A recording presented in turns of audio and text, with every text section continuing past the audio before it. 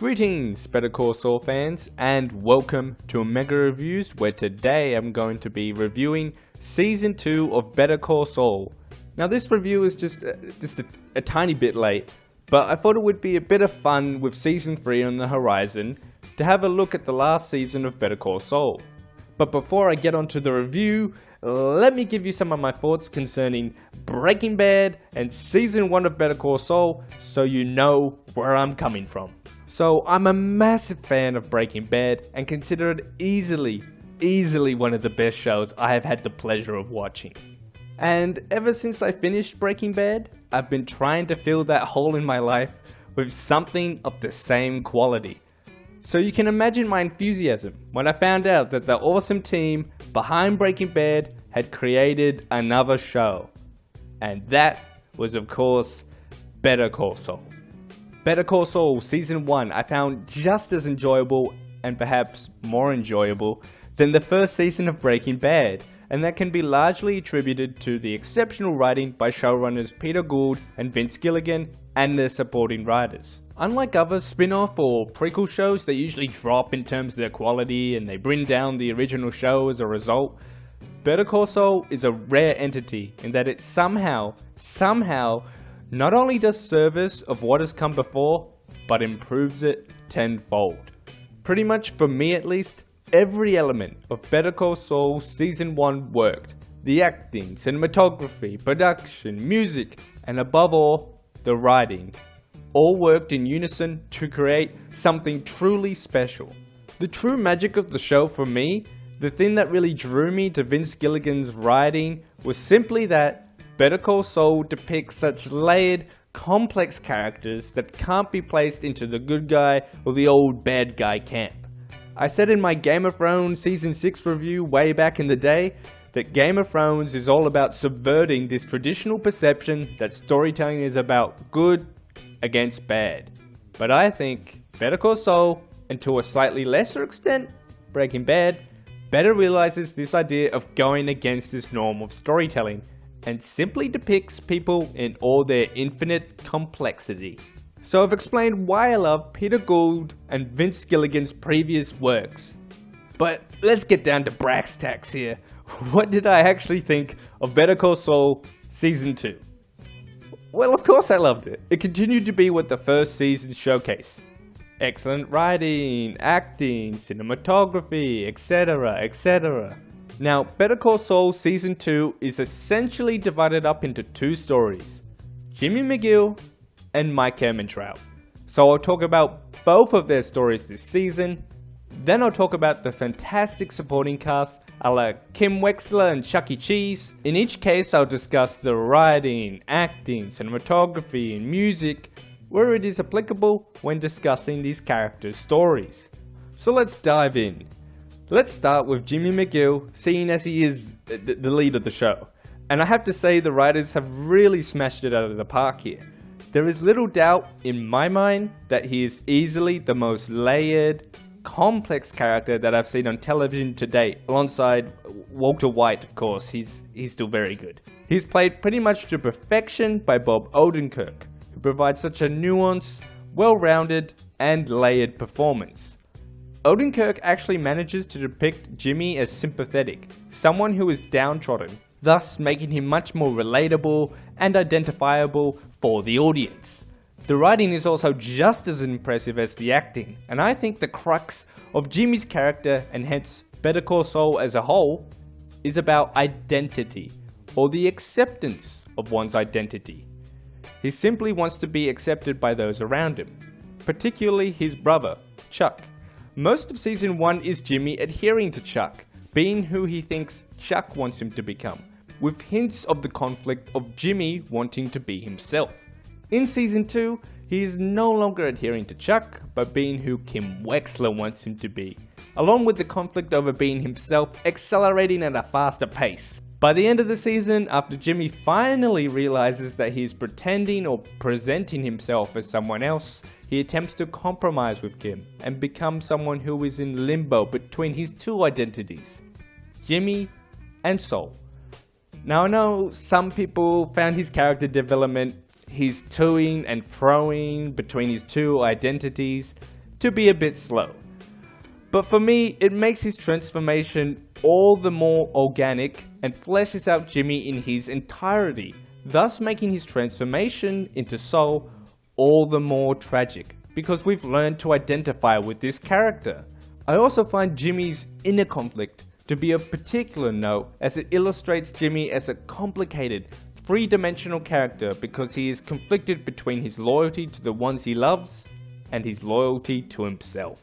The conflict in turn raises questions for the audience as to whether being you is the right thing to do, over being someone who does things for the greater good of others, thus engaging and challenging the viewer further. I think it's extremely important to praise Gilligan's storytelling that, unlike other shows, lends itself very much to the visuals rather than the dialogue. Less is more. Character motivations, actions, consequences of their actions, their mindset are all depicted visually to a large extent. And this is no different with Jimmy's character, as there are countless visual depictions of Jimmy over the course of the season that one could choose from. But I'll give you one example. There's a motif where Jimmy attempts to put a coffee cup from Kim Wexler into the holder in his car, and it doesn't fit, highlighting how all the pieces of his life do not fit together yet. By having much of the storytelling on the visual end of the scale, it adds another layer of complexity, as interpretations will differ as to why a character acts the way he does. This in turn creates intelligent debate and discussion over characters and their actions. Another thing I admire about Gilligan's writing in relation to Jimmy is that character actions have unintended consequences. This can be seen throughout Breaking Bad. For example, Walter killing Jane, spoilers, and 2 planes exploding as a result. At the end of season 2, Jimmy's action of falsifying evidence leads to Chuck almost killing himself. The fact that different character actions have varying consequences that can unintentionally affect those around them also gives another added layer of complexity to Jimmy and his conflict between serving others or serving himself. If there's any criticism I can offer to the Jimmy side of things, it's that the inclusion of the banker, the annoying banker from Breaking Bad, was not necessary. It didn't add anything. You could have easily just had anyone in his place and it wouldn't change a thing. But that's just a little nitpick, and overall I love Jimmy's story this season. So Jimmy is a well-written, complex character. What about Mike Ehrmantraut? Well, Jonathan Banks' performance as Mike is excellent, as one would expect. His performance is both layered and subtle, as Banks can tell a whole story with just changes in his facial expressions. Mike's story in Season 2 is a logical, natural continuation from Season 1. In Season 1, Mike is presented as the antithesis to Walter White, where Walter White was presented as someone who undertakes illegal activity for his own selfish gain. Mike truly does it for the family, to ensure his family's happiness and safety. While Season 1 focused on revealing more about Mike and his backstory, his character progresses in Season 2 in what I call the half measures arc. At the start of the season, Mike is determined not to kill anyone, as seen with his handling of Tuco, and later the driver and the truck, which of course are half measures, resulting in consequences for Mike, causing him by the end of the season to do what is necessary. He is prepared to cross the line, to kill, which is of course the hardened character that we all know and love in Breaking Bad. Obviously, one cannot talk about Mike's story without discussing the inclusion of different Breaking Bad characters. Now, bringing in different Breaking Bad characters runs the risk of appearing forced and unnecessary just for the sake of gaining a wider audience and catering to fan service. But thankfully, the inclusion of different Breaking Bad characters feels like a natural, organic addition that is in service to the story as a whole. It also becomes apparent when assessing Mike's story that several parallels can be drawn between Mike and Jimmy's stories. In particular, both characters generate unintended consequences, with Mike not killing Tuco and the driver, and Jimmy falsifying evidence. Both place them in hot water. Both struggle to find what the right thing to do is. I must mention that the sound mixing when Mike is attempting to snipe Hector Salamanca is excellent. Silence in conjunction with the ambient noise in the background ramps up the tension, which results in one of those edge of your seats Breaking Bad moments. Another thing to mention is the music as a whole throughout Better Call Saul is impressive. Sometimes TV shows and movies alike can get a little bit carried away and use music where it's not appropriate. Better Call Saul takes a reserved approach with utilizing music and only employs it when it adds something to the scene. For example, the continuous shot at the start of episode 8, combined with the upbeat, intense nature of the music, was one of the highlights for me and maybe one of the best intro scenes in both Better Call Saul and Breaking Bad. It effectively showcases the cockroach-like nature of a criminal escaping into the woodworks, even though through the scope of the continuous shot we see that there is an extraordinary amount of measures taken to prevent criminal activity. In addition, it's another great example of Gilligan's brand of visual storytelling. Not a word is spoken in that entire scene, besides the ambiance. So yeah, Mike's story, I was pretty impressed with this season. The two supporting characters are Kim Wexler and Chuck Mcgill, played by Rhea Seehorn and Michael McKean respectively. Both provide excellent performances.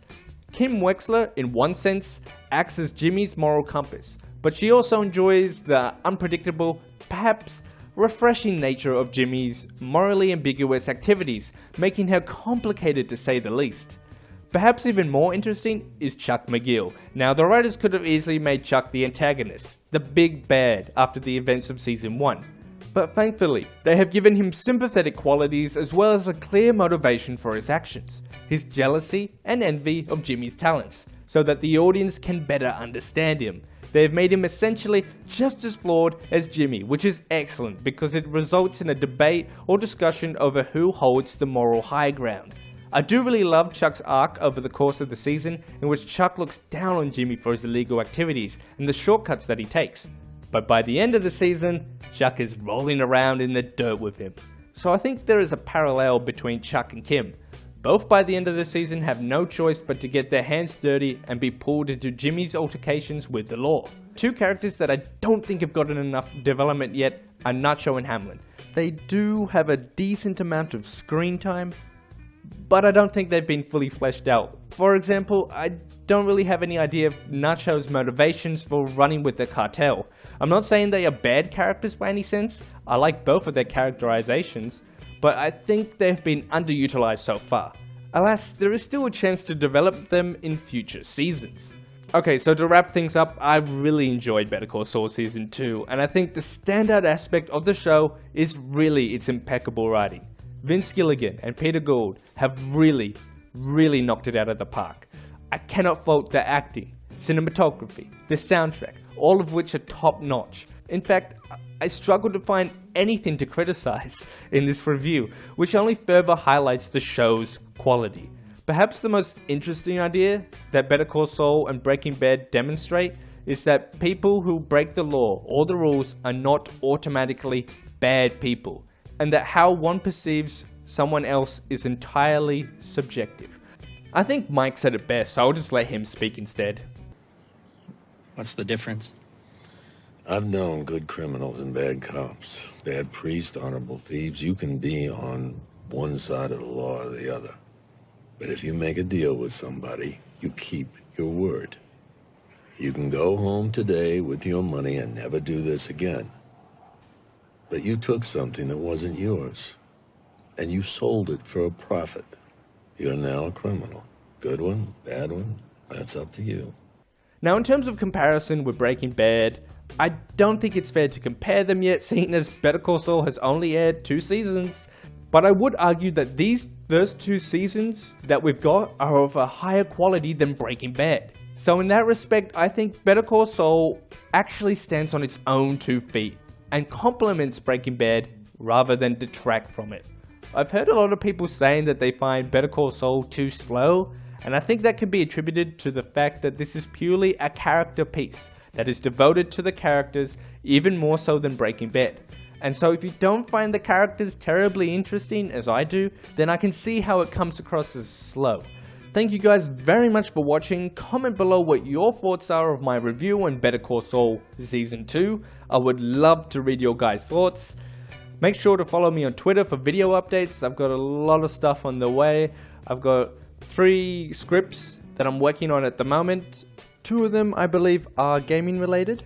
And the other one is a movie script, and they're all quite complicated, so they'll take a bit of time, but I'll try and get them out as quick as I possibly can. Thank you guys again for watching, and I'll see you guys, as always, in the next one.